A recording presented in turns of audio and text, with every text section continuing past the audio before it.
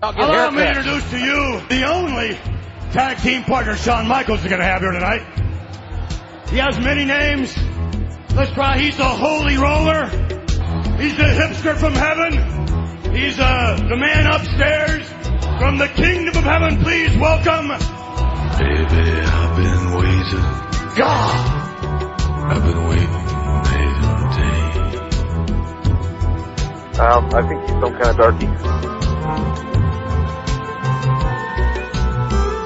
His girlfriend that he's been dating for 6 months is upset because she thinks he cheated on her. I didn't see the time. I don't give a f***. I waited half my life away. The Chris Jericho is coming back to WWE. There were lots of invitations. What do you think of Rhino? I know you sent me some. Yeah, he's pretty cool. But I was waiting for the miracle. Really doesn't make the world work. For the miracle to come.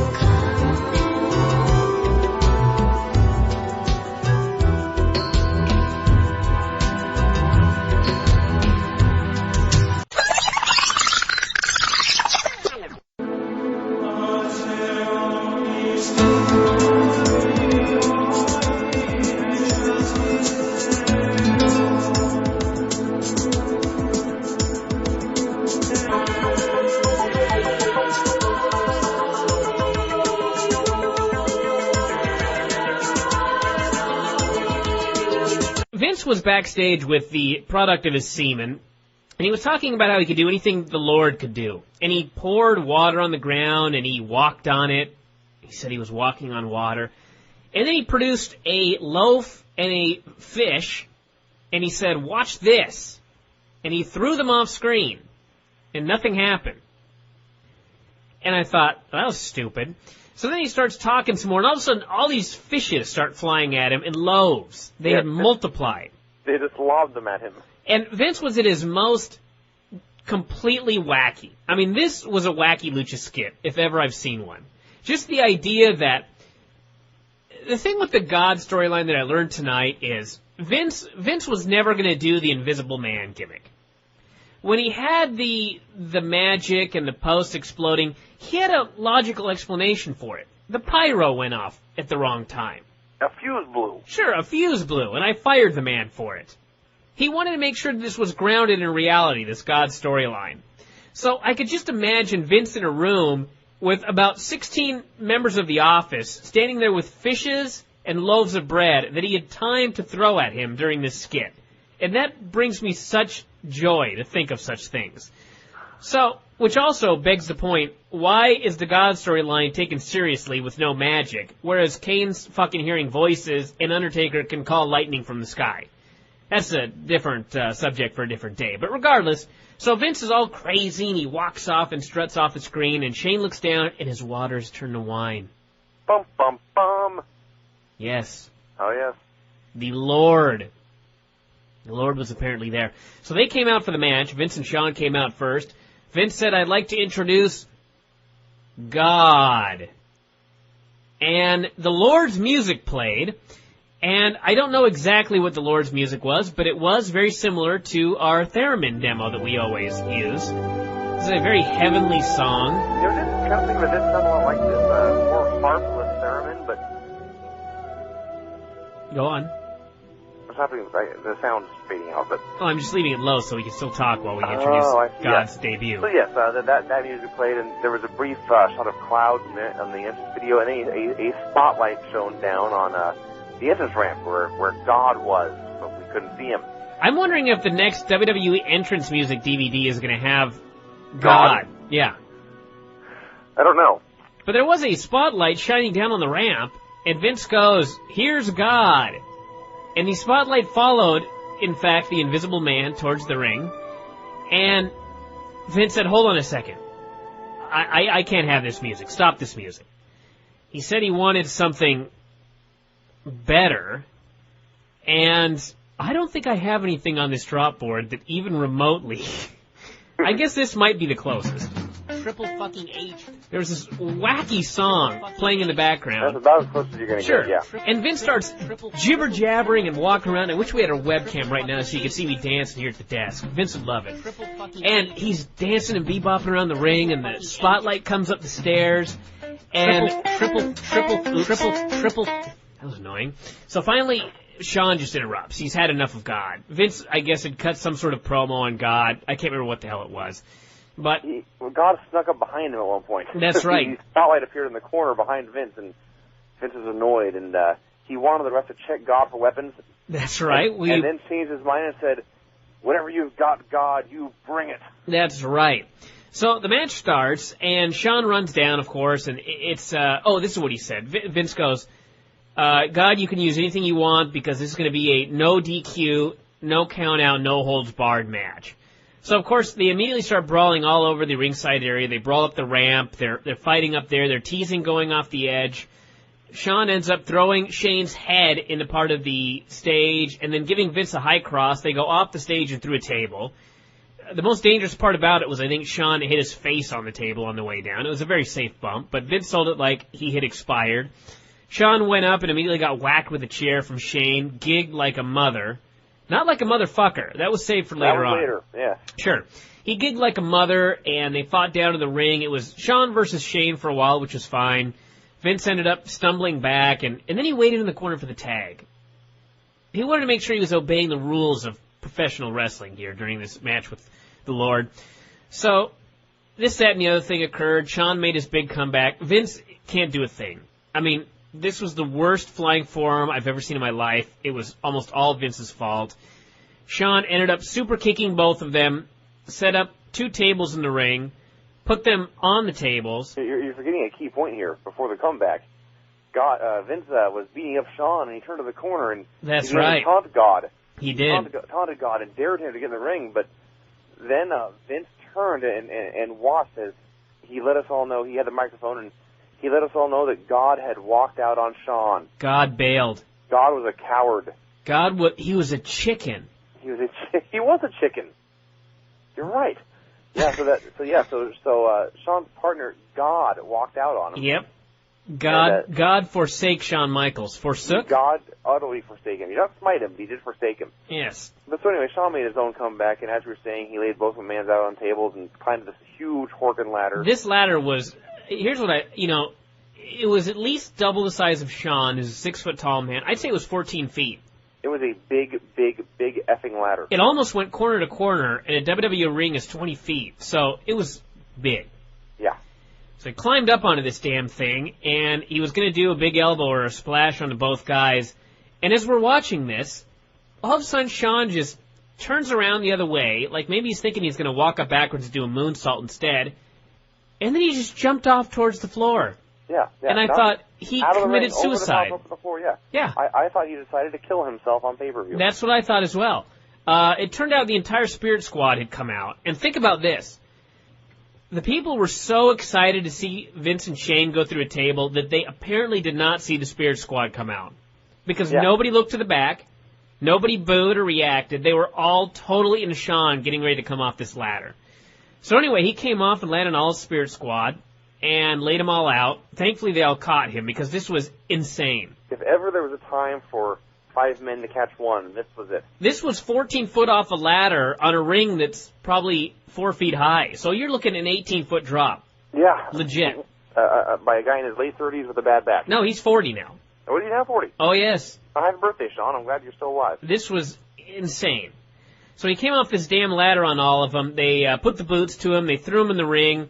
They gave him the upsy-daisy through a table. And then Vince channeled Satan and pinned Shawn Michaels, and that was the end. That was, in fact, the end. This was a tremendous performance by Shawn Michaels yet again. Shane held his own. Vince couldn't do a goddamn thing. But I give the match a thumbs up. I don't really know how to rate it. Maybe 3.5. I don't know. I think any more than that might be giving it too much credit. Maybe 3 3/4. It was very good. It was a very good match. It was every trick in the book: blood, tables, chairs, gimmicks. But Shawn is just such a master of controlling the crowd. Few in the history of this business, he can control a crowd. And he can get them excited when he wants them to, and he knows how to do it and when to do stuff. But I didn't like it nearly as much as you did. Short version, it felt exactly like Vince and Sean for Mania. Well, it was, but it felt like everything we've seen before, and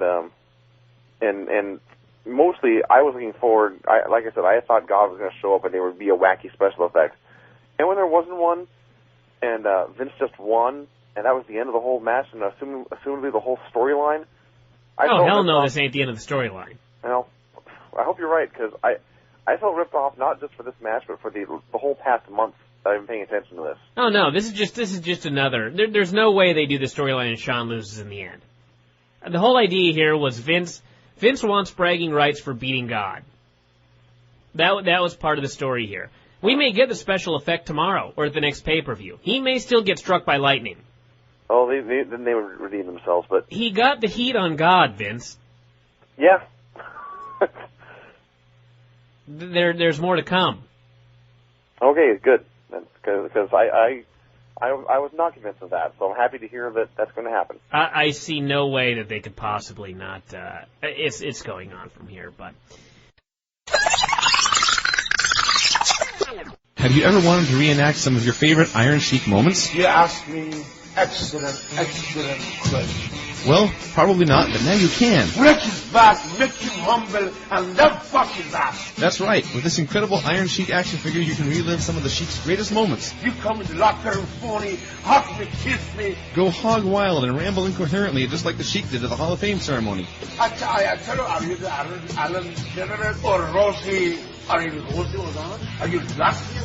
Like to do coke? I didn't pass the medicine test again. We'll take Sheik along with you a la Jim Duggan and have a riot when the cops pull you over. Get the fuck out of the car, you dumb old douchebag. You can even relive that grandiose moment in time when the Sheik beat Bob Backlund for the WWF title. For the God and Jesus and Mr. McMahon. Backlund figure not included.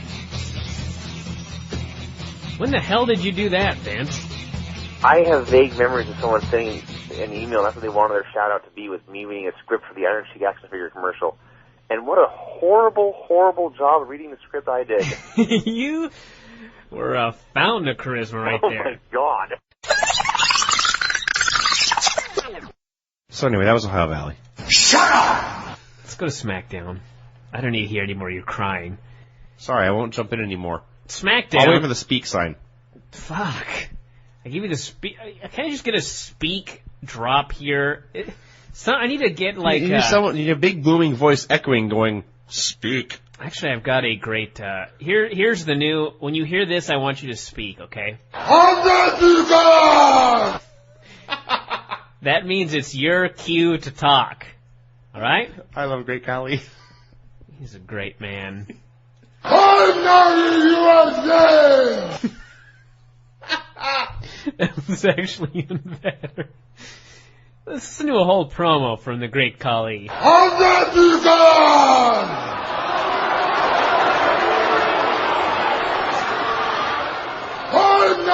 USA. Solo meter in Peru. No.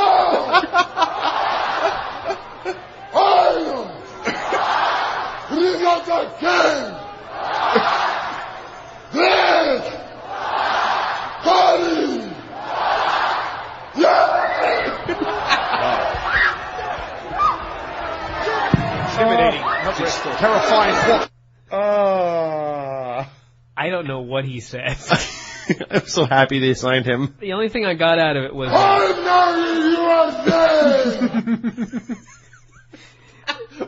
What could that possibly be? Well, he I starts, believe at the end. I think he's saying USA. he does start with Undertaker. He starts with Undertaker. Let's hear it one more time. I'm not in USA! Undertaker USA.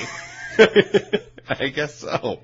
Oh my God. The great Khali. Those guys should be training people. That's right. Great He Khali. is great.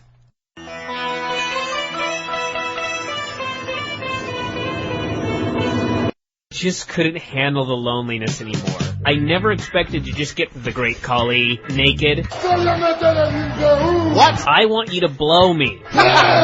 Suck my dick! Kind of stroke it a little bit. Brian. Dave. So, we have a lot of stuff to talk about. I love fucking great Khali with all of my heart. I like big cock. So frickin' big, it's just like ludicrous. You want to come look at it? Hold on a second, goddammit. I wish we had a webcam. But operate the cock with my mouth. I'm not in USA! Yeah, I know. He's not the king! I want to hit you with a banana.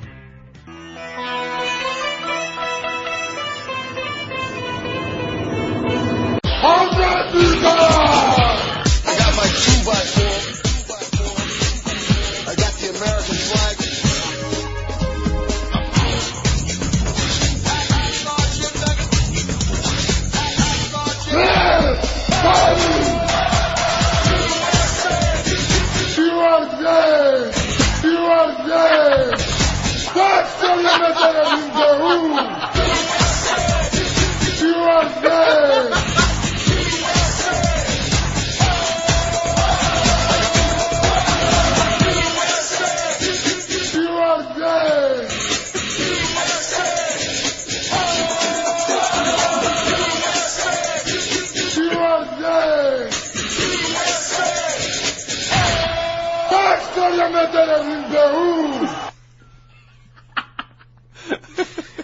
I wasn't so sure about that one. Oh, God. That was a good one, yeah. The great Khali. This has made Raw better. It really has. Great Khali is now saving 2 shows. He is. Great Khali. I never in a million years would have... I'm so happy they signed him. Would have, when they first announced he was signed, I was like, well, biggest mistake of the decade. No. And now, holy... It's the promotional move of the year. God. He needs an interview segment. Great Khali's Pit. Sure. The Great Khali Zone. Yeah. The, Khali's Corner. Khali's with a K. Yes. Khali's Corner.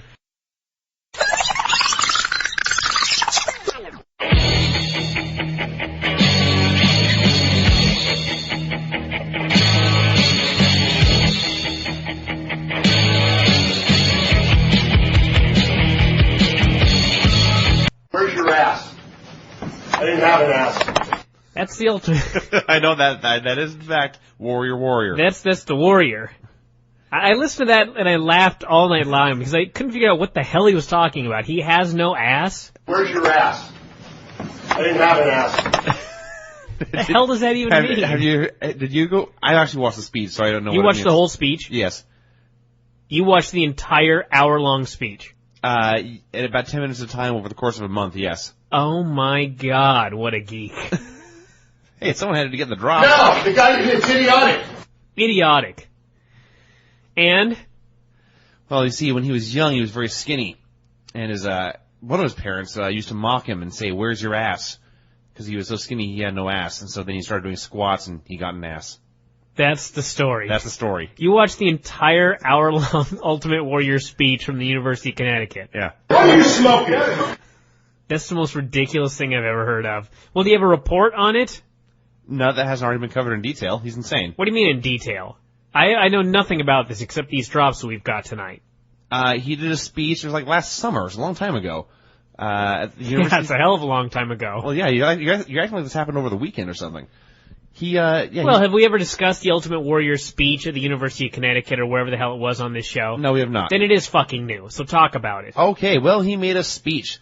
He spoke about politics and life and a little bit about wrestling, and it actually started out okay for about 10 to 15 minutes, and then he just went insane and it went all to hell. And he talked about queering not making the world work. Queering doesn't make the world work. That one, yeah, he said that, yeah. When a gay man started to protest him, he said he wouldn't listen to him until they took the object out of his mouth, which left everyone just going, what? He's the warrior. You are fag, you are punk, little gay. What if we could have the Sheik and the Warrior doing a speech together? Yeah, fine debate. The world would end. No, life would begin anew. The world would end. It just could not handle those two men working together. He told the whole world that he had competed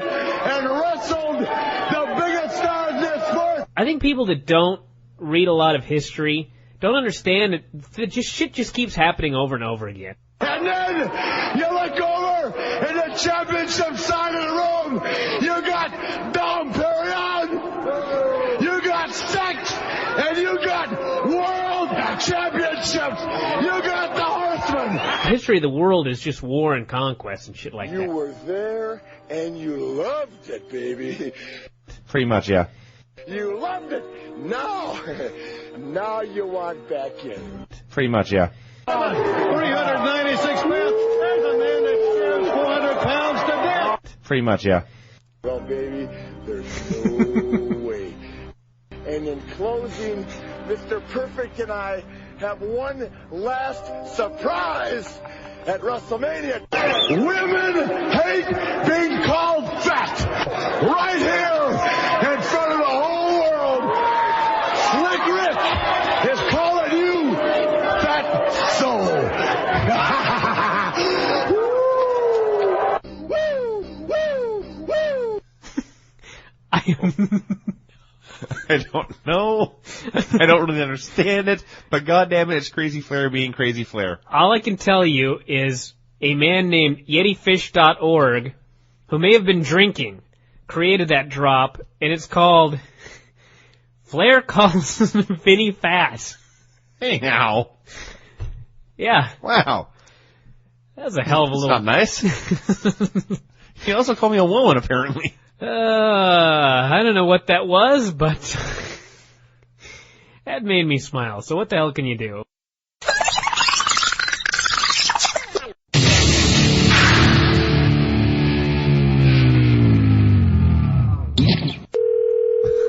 Never do that again. It's ringing. Nobody heard that except you. I don't care. I just did it to annoy you. It worked. Because you're Oh. an idiot. Hello. Nails. Hey, Nails, what's up, dude? I am staring at my computer, having fun. Are you working on the website tonight? Are you doing some website-related business? Yes, I am. Well, that's exciting. So, see, that's good news for everybody. Yes. So anyway, the real reason we're here, Nails, got you on the line, is to talk Ultimate Fighter, which involved another blind man, Noah. And it was a Noah show, and I guess your thoughts on the pussy. Well, you took the words out of my mouth. I don't know. I don't know what to say about the guy that nobody hasn't already said. I think he's going to regret it. I think even by that stupid post he made on the internet. Yeah, that didn't help. Even though he tried to say he didn't regret it and he would do it again, I think if you read between the lines, he regrets it big time. Noah, but that was an awesome show. Who cares? It was actually very similar to the legendary show last February, I believe, the Chris Lieben rampage to the house, breaking windows and everything like that. Just a show that was all storyline, all soap opera, all angles, and no fight. Yeah. Was that what it was that time, too? Oh, yeah. There was no fight. There was no fight on that show. They built up for the fight the next week. And this was very similar to that. And I got to actually go back to the eye doctor story very quickly. As I was paying Are you fighting your eye doctor next week? Because everything revolves around what? No, this does make sense, really. Okay. As I was paying for my glasses, you cocksucker, I just want to throw that in there. As I was paying for my glasses, I'm wearing my Ultimate Fighter Season 3 shirt, which Sean got for me. And the eye doctor's like, oh my gosh, you watched that show too? He was a huge Ultimate Fighter fan. Well, there you go. That's right. So anyway, everybody's watching this show is the point of the matter. Yeah. So, yeah, this was another one of those shows where it was all, it was good stuff, no fight. That was the reason I remember that, because I told him there was no fight, and he was like, there's no fight?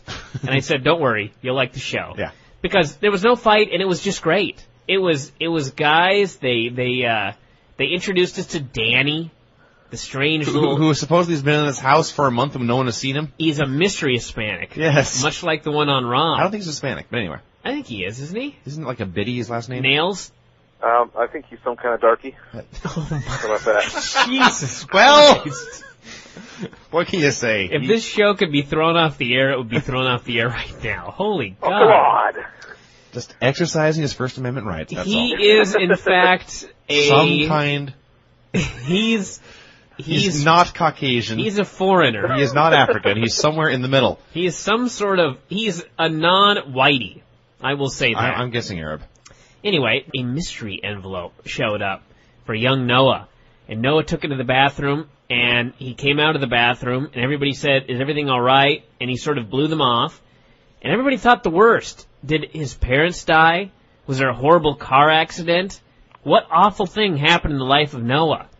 And he wouldn't tell everybody. And then finally the next day, I guess, or later on in the evening, he called everybody together and he said, I've got this note, and my girlfriend thinks I'm cheating on her.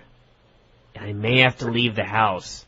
And everybody was like, what the fuck? One person, I forget who, had actually talked to him and gotten out. He asked him, was someone in your family in a car wreck? And Noah said, I think it's worse. He did. Are you serious? Yes, that part happened. I forget who it was. It may have been Caleb, I'm not sure. But one of them went outside by the pool. The one guy who felt close enough to talk to him and said, was your family in a car wreck? And Noah said, I think it's worse. That's right. And they all went back inside, and everyone who had kids and wives and family, they all started, oh my God, this poor bastard, what happened to me? Oh God, they spent all night worrying about him. And the thing was, I was watching the show, and I didn't know what the envelope said. No one did. And I was sitting there going, okay, either... If someone in his family had been killed in a horrible accident, they would not have told him via note in envelope. Well, I actually thought maybe something had gone wrong. Maybe someone was very sick. And I thought, okay, that's going to suck. Or B, this is like a huge rib on Noah's part. The letter was something like... miss you, see you soon. What's that fucking old thing you got in the mail? The Publishers Clearinghouse. Envelope. He'd won the sweepstakes. That would have been awesome. I thought it was going to be something like that. And he was ribbing everybody, making everybody think someone died. And in the end, he was going to laugh at him. And I thought, that's going to be horrible. That's going to be tasteless. And instead, it was this. And everybody's like, what the hell? And earlier in the evening, Keith had sent me a PM. And it was a PM, and it was like 5 lines saying Dana White was the greatest man in the world. And I was thinking, what the hell happened on the show? The only thing I remember is Dana was pointing out that Ken sucked as a coach. I thought, that was funny, but that wasn't that great. What the hell's so great? So then the next day, Dana showed up. His girlfriend that he's been dating for 6 months is upset because she thinks he cheated on her. I don't give a f***. That's even funnier when you can't see him. This was the greatest moment in the history of Dana White's life. Keep in mind, too, he showed up first thing in the morning. Dana was up at, 7:30 or 8. Oh, yeah. And this was the first thing he had to deal with today, was one of his fighters having a moment. And I've said a lot of things about Dana White in my life. I take them all back. I feel so bad. I feel so bad. I mean, when he showed up, you could just tell by the way he was walking that, there was just excitement in the air. If this would have been the cliffhanger, this would have been an even better cliffhanger than what they actually ended with. Because I was like, I can't wait to see this. He's gonna fucking chew this guy out. We're looking for bad motherfuckers that can fight. Bad motherfuckers that can fight, he said. And instead... His girlfriend that he's been dating for 6 months is upset because she thinks he cheated on her. I don't give a f***. It'll never get old. That will never get old. Would you guys mind if I started a Dana chant right here on the show? Please don't. Okay. You'll do it right into the mic. But anyway, Dana he gives him the speech. And basically the speech that we just played. And he goes, listen, everybody else wants a phone call. You're not getting one. What do you want to do? Do you want to go home? And Noah's like, I want my call. And he's like, well, you're not getting it. You've got 2 choices. You either suck it up, get your head straight, go back in there, and last the 2 more fucking weeks. 2 weeks left on this goddamn show. Or you go home and see your fucking girlfriend for 6 months, and I'll fly you home this morning. And Noah's like, I guess I'll go home. And Dana goes, pack your bags. And there was not a second of dead air in between. And we need a drop, by the way, of pack your bags. Somebody, please. We need that drop, because God knows I may play for Vince a number of times on this show. So, Noah fucking went home. Noah went home, and some man just fell off a building on the Tonight Show. There was a great dummy falling from the sky on the Tonight Show. So anyway, he went home, and then Dana had a big speech at the place for all the guys. I hope she's the girl. I hope they f***ing get married, have 19 kids, and live together for 40 f***ing years. Because he's going to get back home, and he's going to realize he f***ed up. He fucked up. I'm not a dickhead. I'm not a dickhead. I'm not a dickhead. He just laid down the law. It's also news you can say dickhead on Spike. That's right, you can. You can say dickhead on Spike. And on this show, in fact. Of course. So, Nails, you read the statement from young Noah Inhofer. What exactly did he say? I don't remember exactly, but it's probably... It was more laughing at him, because he was trying to defend it. He said he'd do everything the same way, basically. I can actually find it. I'm going to read it here on the air. Oh, do it. This is some news for everybody. Play the theremin music when you do, too. Should I? Yeah. I've actually got... The only thing I can say about Noah that hasn't already been said is if he ever fights again on some indie fighting show in wherever the hell he's from, wherever he's based out of, he's going to be the biggest heel in any shoot fight ever. Oh, absolutely. People are going to boo him out of the building, and when he gets hit, they're going to stand up and cheer and roar and spit and yell and scream. All right, here's the speech. Maybe it'll be in Tacoma. Ooh. First, thanks to all the people who believe in me, and thanks again for sticking by me. The show was a great experience. You're asked to hand over your life to perfect strangers. It is important to keep in mind that these strangers are producers, and it's their job to make the most exciting and entertaining TV show possible. UFC or no UFC, they have to make the most out of reality, even if that means pushing the word reality to new depths. Their job is to create conflict within the house. It's not their fault no one wants to see everyone happy and getting along. That's just the way it is. I got along with everyone, so they used an outside source to get a reaction out of me. They got, perhaps, a little more than they bargained for. I would never choose anything above the people in my life that make me happy. And there's one in particular that I happen to be madly in love with. There are a lot of people who use the word love and don't know what it means. They say they would give up everything for that person, but how many would? Well, we know what decision I made. Jesus Christ, that's loud. We've never gotten this far in the Thurman song before. Well, we're starting over here. Sorry about that. We know the decision I made. It was humbling. Oh. To know that you love someone so much that anything else seems dull if you can't share it with them. The show made it seem like my girl wrote me a letter saying she wanted me to come home. That is not what happened. She wrote me a letter telling me how much she was hurting because of what she had heard, how much she loved me, and she was so proud of me. Being the person I am, I could not sit and let her go through hard times without me by her side. Watching the episode was tough, but I asked myself, would I do it again? Yes, I would, but the only thing I would change is I would have punched Jesse in the face a lot more, and that is the only thing I would change. I am a fighter. I will keep fighting, and it is because of your support I will keep going. Things are fine with me and the girl. Every time I look at her, I feel blessed. Sorry if I let you down. Keep your eyes open, because this won't be the last time you hear of Noah the Professor Inhofer. Thanks in post. I will read them all. That's from fucking Noah. I didn't know Shiki was involved in this. I didn't either. The funniest part was actually watching your... As you, That was a Sheik very quietly there. You are fag, you are punk, little gay. He was a piece of shit. You are fag, you are punk, little gay. I hadn't heard the piece of I don't care you be Sophia Loren. I don't care you be the prettiest woman in the earth. I cannot sleep with you anymore. I cannot have sex with you anymore. You was lucky, punk. He was a piece of shit. That's what...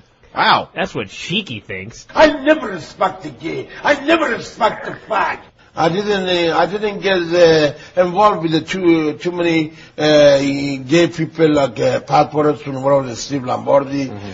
That's right. Noah Inhofer.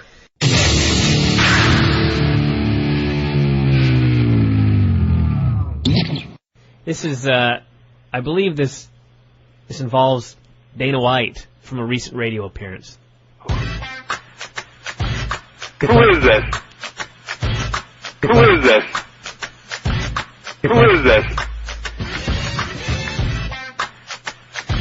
Gave you the number. Who is this? Gave you the number. Randy Couture gave you my number and he's in the closet. Randy Couture's gay? Is that what you're telling me? It's a fact? No, I'm not naked. No, I'm not naked.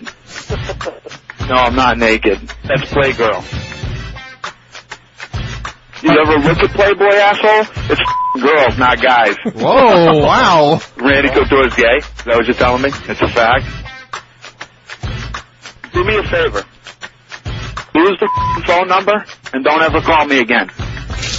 Randy Couture's gay? Have a nice day, asshole. Have a nice day, asshole. Have a nice day, asshole. Yeah, people say I'm crabby. Was that Man Cow? Called him, I guess. Was that Man Cow? I can't remember the radio show was on, but wow. Yeah, don't mess with Dana White. He'll kick your ass. Dana White don't take no shit. No. His girlfriend that he's... I don't give a fuck. I want to start off by playing a song. I heard about 5 seconds of it, and it was fantastic, so now we're going to hear the whole goddamn thing. It's by Mr. Canada. My name is El Guapo. Dang-a-da-dang-a-da-dang. Bang! Bang! El Guapo. Bang! El Guapo.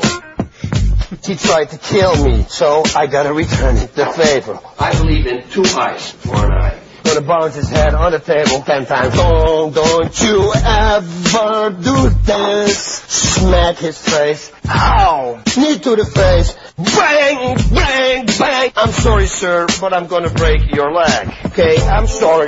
Bang! No, I'm not. And I go whoop, like this, and I slit your throat, and it's over and out. Wrong move. Don't do that to El Guapo.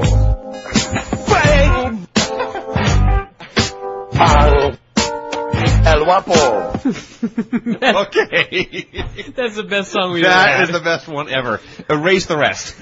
My name's El Guapo takes the cake. Oh, Mr. Canada. Go ahead, Tony. Duet with him and Cheeky.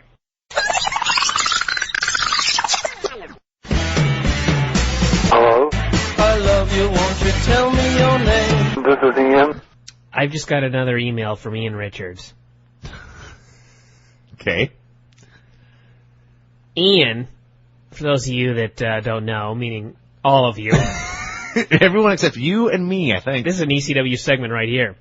Years ago, this young man named Ian, years ago, 1993, 1994, when we did the Youth Wrestling Federation and had a hotline, Ian would always call and ask questions and leave a message. Is this the guy who would send you your own clippings? No, that's a different guy. Okay. Ian, and then after the YWF went under, Ian would call regularly and ask, when was the YWF coming back? He did this for about 4 years. Wow. He'd call at least once a week to ask this question on the voicemail. And Ian disappeared for many years. And then about a week ago, I started getting daily phone calls, messages, and at least 3 emails a day. Mm-hmm. And Ian is not asking about different questions in each phone call. He's not asking a different question in each email. This email reads, from Ian Richards to Brian Alvarez, Dear Brian, is Lex Luger and Buff Bagwell going to be on Impact this Thursday night? You know, the aftermath of the pay-per-view. Because I was just wondering about that. Could you email me, Ian, at blah, blah, blah. I've gotten this email in various forms. You've played me 2 separate messages left in your answering machine. 17 asking the times. exact same question. I have answered this question approximately 9 times, and apparently it's not the answer he wants. So I may lie when I respond this time. But Ian, if you're listening, Lex Luger, Buff Bagwell, and Rick Steiner will not be showing up regularly in TNA. They're not going to be regulars. No Lex. No Lex, Buff. No. No Dogface Gremlin. No. They will not be on Impact this Thursday None of the night. above. They probably will not be on Impact anytime soon. I predict not between now and 2007.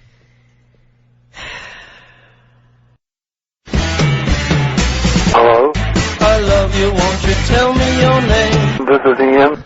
Wacky skit with Maria, Carlito, and Gene. Multiple thumbs up for this. It was just wacky. I was so happy about this. Gene said he was going to get a hooker. The hooker was Gold Dust. It was all stupid except for the line where Gene said he was explaining that they could go see Kane's new movie, and he offhandedly remarked, "I once killed his unborn fetus, but we're over that now." Yes, they're friends. They're pals.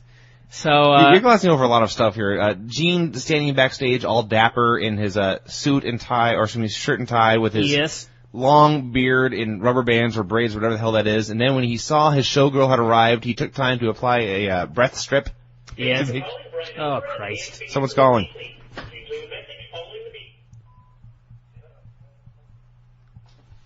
Uh-oh. Is that Ian? Probably. Hold on a second, kids. I believe that was Ian. Anyway, Gene Snitsky was awesome. A lot of coincidence that Ian called during this particular segment. It was wacky. That's very fitting. For those of you, did we mention Ian last week, or was it on the pay show? I don't remember. I believe it was on the free show. Ian Richards. He called back. Probably wanted to know if Scott Steiner or Rick Steiner was going to be on TNA this week. I got to listen to this message. Hold on. We got to find out what he asked. Well, we don't have permission, so I don't think I can play that message on the air, but Ian just asked me what the fuck my problem was. Why I didn't email him back about Chris Jericho. Yes, he's very concerned about Chris Jericho. Wow. He was very upset. I may have to email him. I may have to get him on the show. You should. He should be the guest in the Daily Show sometime. I may pick up the phone next time. By the way, while we were checking the messages, you will never guess who else left a message. As did you. That's right, Brent Kremen. Whose idea was this? He said he had a cascading waterfall of ideas and needed to be on Figure 4 Daily tonight. I don't know what this means, but he ain't going to be on. So. Yeah, so don't worry about it, folks. What the hell's going on with the phone lately? This show's been interrupted by phone calls for about the past 4 days in a row. Mm-hmm. And it's never anything of any value. It's Ian, it's Brent. The fact that they are so valueless makes them valuable. They're so random. They're so random and so far out of left field that I find them more entertaining. What the fuck's wrong with you? Yes, that's better than someone saying, "Hi, I'd like to resubscribe." That wouldn't be any fun at all. How dare he ask me that? Well, apparently you should not email him back about Chris Jericho. Should I call him? Yeah. You want to call him? No, I want you to call him. Wait a second. Is he calling again? Hold on a minute. Well, Ian here did not appear to leave his number, so I'm going to send him an email right now because he's called me a number of times. Did you just call? We're on the air with a radio show. If you don't mind being on, call me back, and we'll answer your question on the air. Dun, dun, dun. So we shall see if he calls. Did you call? We're on the air with your radio show. I want to make sure he knows we're on the air. Oh, it's very important he knows we're on the air right now. If you don't mind being on, call me back, and we'll answer your question on the air. On the show. P.S. We're recording it right now. Okay, the message has been sent. If Ian calls back, God damn it, he's going to be on the show. Everyone say a prayer. I want him to call me back just because I need drops of him going, "What the fuck's wrong with you?" Because I didn't answer his email about when's Chris Jericho coming back. Ian, if you're listening, he ain't coming back. Like, maybe ever. And we answered on the show. Not probably ever, but 20 years. Clearly he's not listening because we answered on the show last week. But where were we? Gene Snitsky? I don't even care about Raw. I won't talk about Ian more. We got to get Ian on the air. Ian was concerned that Rick Steiner and Buff Bagwell will be on Impact this week, and if they are, it is, quote, fucking bullshit. Yeah, that's what he said. That's fucking bullshit, he said. Well, we're going to wait and see if he calls back, but until he does, we're going to, Am I the only one who does not get phone calls like this? I don't know. I've been getting a lot of weird calls lately.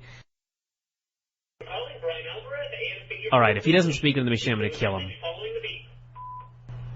Pick up. Ian? Hi, I'm just returning your call again. Ian? Ian, can you hear me? Yeah. You're on the air, dude. Okay. Hi, Ian. We thought we would answer your questions for you here. Uh-huh. What was your question? If Chris Jericho is coming back to WWE? I don't think Chris Jericho's coming back anytime soon. He's an actor now. Okay, so he won't be coming back? No, he ain't coming back. And did you get my other emails? Which was your other... Actually, I want to ask you about Rick Steiner and Lex Luger and Buff Bagwell. Uh-huh. You don't want to see them on TNA? I do, but I just want to know if they're coming back anytime soon. I don't think they're coming back. Okay. They were there for that one night, and then they got their money and they were sent home. Uh-huh. Who would you like to see in TNA? Bam Bam Bigelow. Bam Bam Bigelow? Uh-huh. Okay, who else? Let's see, I got it, What about Goldberg? Goldberg, yeah. Goldberg? I don't think he's coming back, though. What about, what do you think of Rhino? He's pretty cool. What would you think of Rhino going to ECW? That's pretty cool. I think he's gonna go there. Uh-huh. What'd you think of, did you watch Raw tonight? Yeah. What'd you think of the show? It's kind of boring without Ric Flair on it. You wanted Ric Flair on it? Yeah. Yeah, I don't know what happened to Ric Flair. He got beaten up by Umaga and he's gone. Is Ric Flair coming back though, or? Yeah, he had some minor facial surgery and he'll be coming back soon. Okay. So, that was that. What'd you think of, Shawn Michaels and Hunter?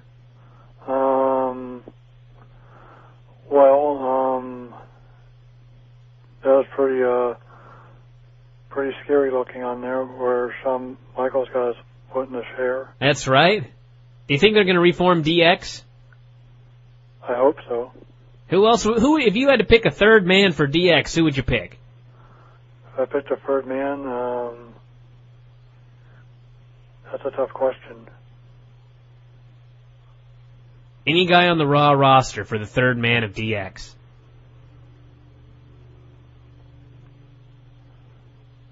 I don't know. No picks? No. Goldust, Gene Snitsky, any of those guys? They're not being used. No. No. Well, I guess that's it. Any other questions there? Any word from Goldberg? No, Goldberg just had a child, or his wife had a child. So that's why he hasn't been on TV lately? Yeah, he's doing acting. He's doing that show on Spike, what the hell is it? Automaniac. He's doing Automaniac. So he's doing that in some movies, and his wife had a child, so I don't think he's coming back anytime soon. And my questions were answered about Luger and Bagwell. That's right. Rick Steiner, so I don't think they're going to be on TNA. No, they ain't coming back anytime soon, dude. Okay, thank you. Yeah, I'll email you after a while. Bye. Okay, bye. Well, that went remarkably well. There you go. That was Ian. Everyone got their questions answered. He was in a much better mood. He didn't call me an asshole. So, nor did he call anything fucking bullshit. Oh. So yeah, there you go, folks. I tried to get as much out of him as I could, but you were doing a fantastic job, and I backed off. I just said, you know what, I can only make this worse, and I just... Well, maybe he'll call back next week. Now I wish we had Brent on the show as well. I don't. We could actually do a double... Why is that on? There's a line on your... I don't know. He may email me at any time. So that was Ian, everybody. He had some questions about Rick Steiner and all those guys. So.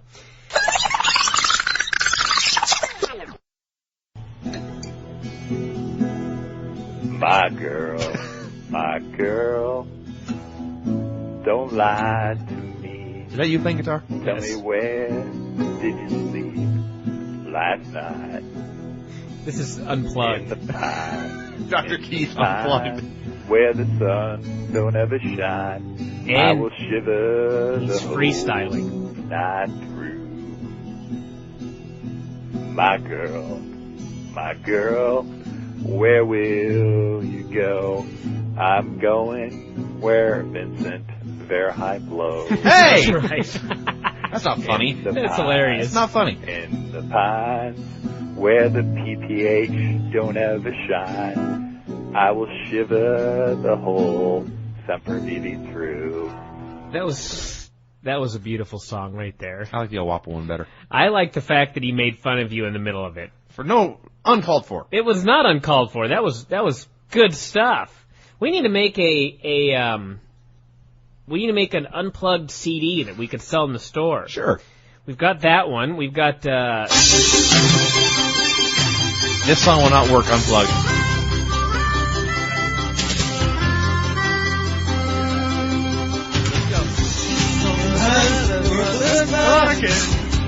This is going perfect. You need some kind of change. No matter what you guys suck. Nothing's gonna stand in our way. It's my heart. I've lost friends. I understand. Neither of us sounds worse. Standing tall on the wings of our dreams. Rise and fall on the wings of our dreams. Jesus. Rain and thunder, the wind and change. Well, better days. My life, my dreams. Nothing's gonna stop me now.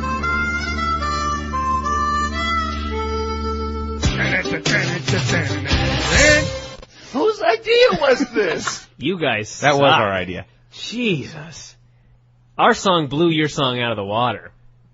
Keith and I are going to have to challenge you and Sean to a sing-off. I will take that duel. Fine. I will accept that challenge. I want you to know that both of those songs were done on the fly, and ours whipped your ass. If we had a little bit of preparation, we'd kill you. Well, you had no preparation. I know, and look at how much better ours was. It wasn't. Ours was so much better than Okay, yours. you didn't even sing, first of all. I played the fucking guitar. You didn't what did say you play do? guitar. I sang. No, you didn't. You did backup vocals for Sean. Backup vocals is singing, you idiot. You suck. Oh, fuck off. We blew you. Bullshit. Someone put up a poll right now. Which of those songs is better? It's ours. There's not even a... Never, ever let him take that choke. Because if you're out, God knows what they're going to do with you. He might humble you. Yeah, whatever. You got served by me and Keith. Bullshit. That's fine. Don't get all wacky on me, Vince, just because we're better performers. But you're not, though. That's the thing. We were. No, you're not. There's going to be a big poll up on the site, and we're going to whoop you. Which song do you like better? Yeah. And if we lose, I'm serious. I'm going to bring Sean in here. We're going to do another song, and we'll beat you. Your 10 fans. Yeah. They'll vote 18 times each, and I'll win. We'll see what happens. We went to Raw. We did. We went to the Raw show. Way down to Tacoma. Last night. Yeah. Tonight. However you want to say it. Big crowd. I suppose we should talk about it. Yeah. The show actually started when we were at Vinny's house, and there are lightsabers there. My roommate Jim collects the lightsabers that are put out by... Is there a reason you're not talking into the mic? Sorry. I mean, because I suck. There we go. Thank you. My roommate Jim collects the lightsabers that are put out by the LucasArts people and whatever toy company makes them, and they are in the range of $100 each, and he's got 5. And he likes them. 5 lightsabers. Yeah, you turn them on, they make lightsaber noises, and you can bounce them into desks, and they make, well, more lightsaber noises. And then you turn them off and put them back down, and they sit there. My idea was we should have taken the lightsabers to Raw as a, I guess, message that they were going on the Sci-Fi Network. We could fight with lightsabers. I sincerely love the idea of busting out lightsabers and having a duel in the middle of Raw. Sure. There's 2 flaws in when this they plan. mention sci-fi, we just all of a sudden pull them out and start fighting. Yeah, there were 2 flaws in the plan. One, I envision no way in which the Tacoma Dome would have let us bring them in. Number 2, there's no fucking way Jim would have let us take them. First off, I've got to stop you there. The guy that was trying to arrange seating in our area, you're telling me that guy would have tried to confiscate the lightsabers? You make an excellent point. He would have probably asked if he could play with us, to be honest. We found some incompetent security people at the Tacoma Dome. But it's Tacoma. It's a second-rate city, so I'm not really surprised. The funny thing was I made mention of it to Jim, and he didn't even crack a smile. He just looked at me like, you ain't taking these. No, it's not funny to Jim. Jim does not see the joke. Jim does not know why you laugh at his lightsabers. Well, I wasn't laughing at the lightsabers. I asked if we could take him to Raw because of the Sci-Fi Network. Well, I don't think... I thought he would have seen the comedy in that. Sci-Fi, lightsabers. Jim finds something funny about his lightsabers. Jim takes his lightsabers very seriously. Enough out of you. So I'm sorry for interjecting the truth into your conversation. I don't want the truth sometimes. I just want to rant. Sometimes the truth screws everything up. Well, that's... this is the wrestling business, for Christ's sake. That's an excellent point. We went to Raw, and there were about 5,500 people in the building. The dome seats Sean was saying 20,000 or something like that. No way Well, that dome seats 20,000. No. You could have probably put 15,000 in there. On the full dome, and the stage alone takes up a good chunk of that. So I'm horrible at crowd guessing. I will say of the seating they have available is about 95% full. They had 1/3 of the arena curtained off, so that left 2/3. We had one side of that was full. Mm-hmm. Another side was half full. And a third side was full up to row 15 off the floor, which is basically empty. There were 300 people, maybe, in that whole section. So, not a great turnout for Raw. And I don't know why. Maybe they didn't promote it very well. I really didn't know about it, except, that I do this. I thought... I don't think I saw any commercials. Did you see any commercials on TV, or did I fast forward through all of them? Only when I was watching Raw. I didn't hear any commercials on the radio. Of course, I don't listen to much radio. I was going to say, yeah, I have heard radio there are a lot of stations flaws giving away. in these plans here that are in these... I actually, there were way more people there than I expected.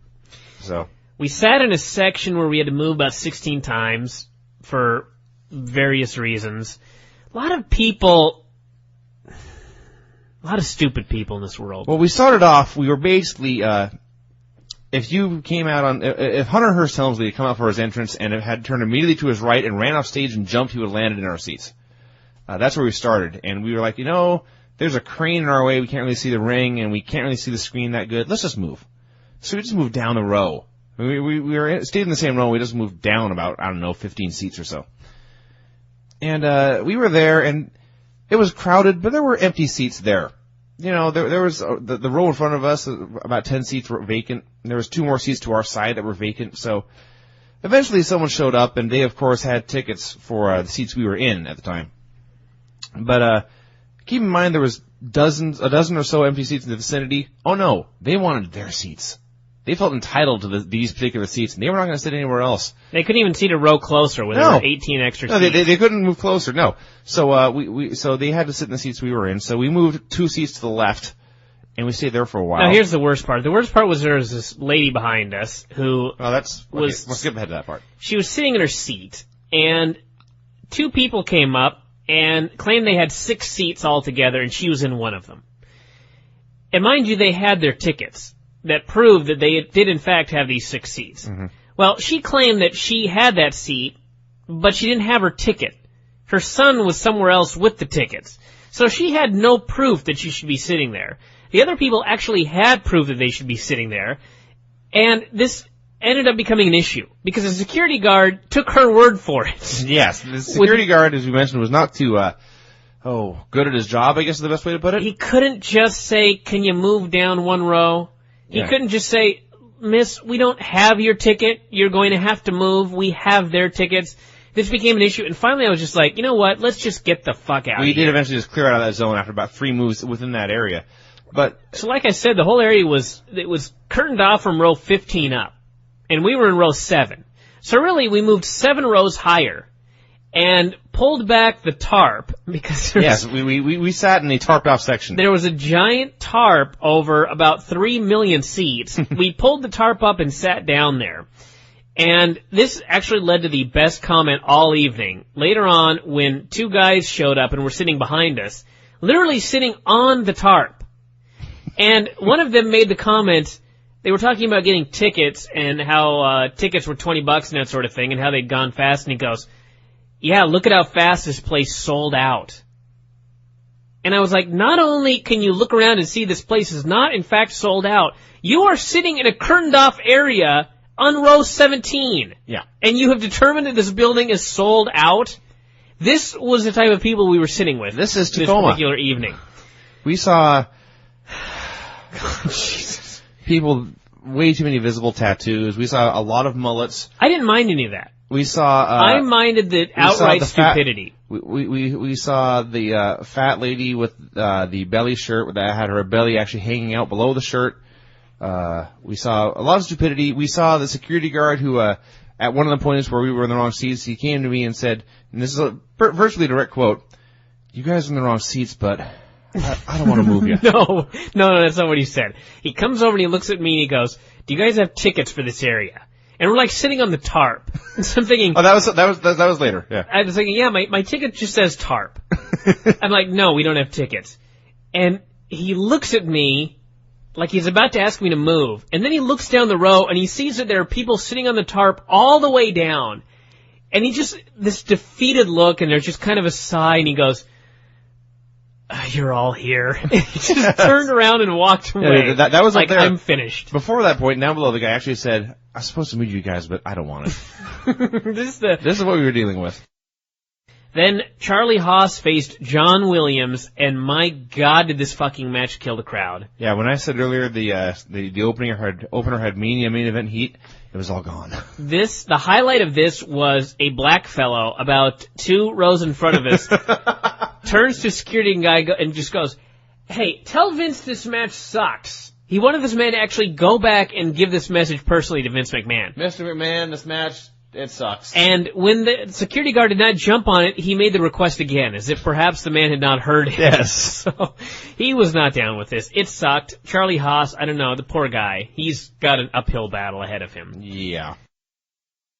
I should note there were 2 fans behind me that one fan wanted to leave to get to his car because he wanted to avoid traffic. And the other fan would have none of it. He had to see the John Cena match. And they actually were getting into an argument, these 2 grown men, about whether they should leave or not. And I was like, wow, that's saying something. Yeah. So I have to just say one more thing about the shitty Tacoma fans. I'm not sure at what point it became not cool to just sit on your ass and watch a wrestling show. I mean, I thought that was the point. You buy a ticket, you go in the building, you get your chair, you sit there and you watch the show. If something exciting has happened, you stand up, you cheer, then you sit back down. Apparently now, the chairs are now just optional. And you go there, and then the first thing you do is immediately leave. So the person sitting next to the aisle, which would be me and Brian, we had to stand up and sit down, and stand up and sit down, and stand up and sit down as every fucking person in Tacoma walks by us, and then back out to get nachos, then back for beer, then back for a t-shirt, and then back because, oh, they want to watch wrestling for once. I was very annoyed. Bitter man. I hate everyone.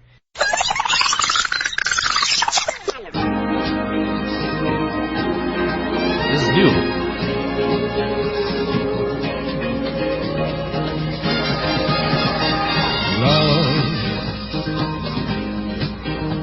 Exciting and new.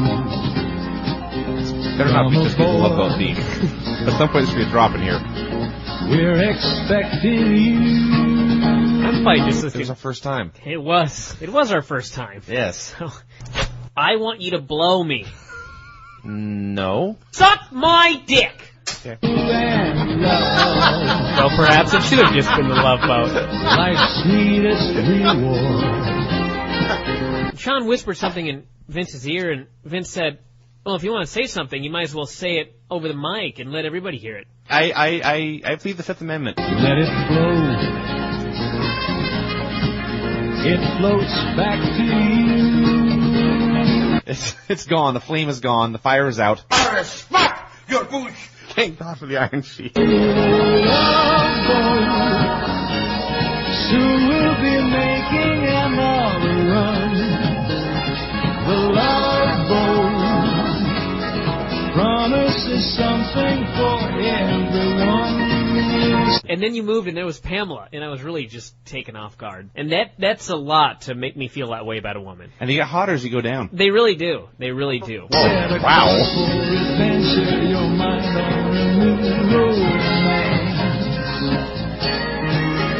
You would have to break the man's back first. You don't have to break his back to fuck him in the ass. Sure you do. Never mind the sounds of, I'm in here! Won't hurt anymore. Straight, erect, up and down, all the way down. I'm a machine. I would not believe that myself. Here, 6 days a week, a machine. Wow. This is very lewd. It really is. I do not approve.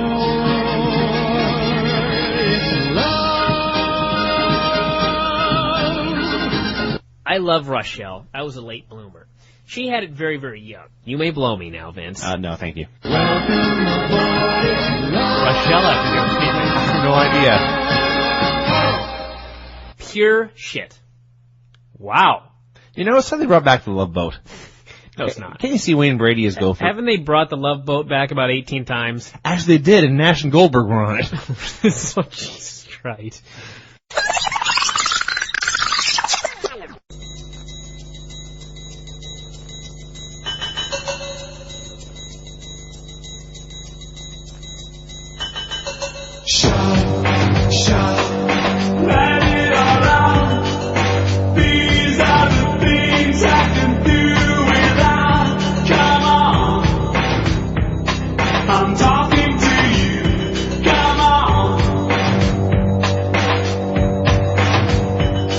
Rick B.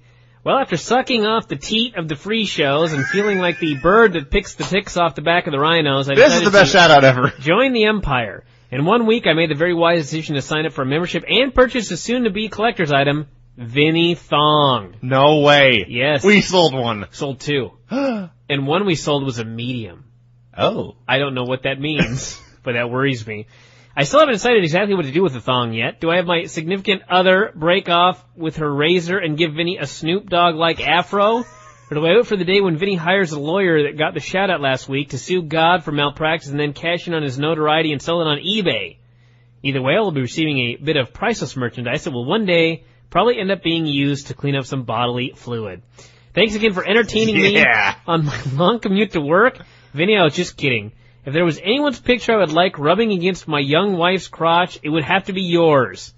I just have to make sure, if she's feeling frisky, that your picture is nowhere to be found. That's right. I can think of no quicker mood killer than the sight of your face by candlelight.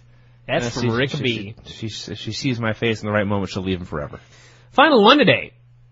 And unfortunately, I don't have this man's name, so he may get another shout-out next week. Should we guess? We'll try and guess at the end. After enjoying 2 months of fun... I guess Oswald. Would you let me finish? No. After enjoying the first 2 months of Fun Wrestling Podcast, I decided to cash in on my shout-out. First, I would like to thank you both for all the entertaining shows that make my commute easier. I was watching TNA the other night, and what is with that bald referee with the goatee? Slick Johnson, we don't know. He was wearing long socks and short shorts. That's true. At first I thought it was Chris Daniels, then I realized he wouldn't wear something so gay. However, the Fallen Angel has that fruity tattoo and questionable ring gear, so my assumption wasn't that out of line. If TNA wants to be taken seriously, they should tell this character to put on some pants. Does he ref a gay soccer league before TNA tapings? What are your thoughts? Hopefully you can pass this bid on to Jeremy Borash the next time he's on Figure 4 Daily. You know, I cannot top. Slick Watts, put some pants on. I've heard a lot of suggestions. I'm sorry, Slick Johnson. Slick Watts played for the Sonics. I've heard a lot of suggestions for turning around TNA. And ensuring the referees wear pants. Not just the referees, this referee in particular. This referee. That's got to be the best one so far. Slick Johnson, put some goddamn pants on and do it right now.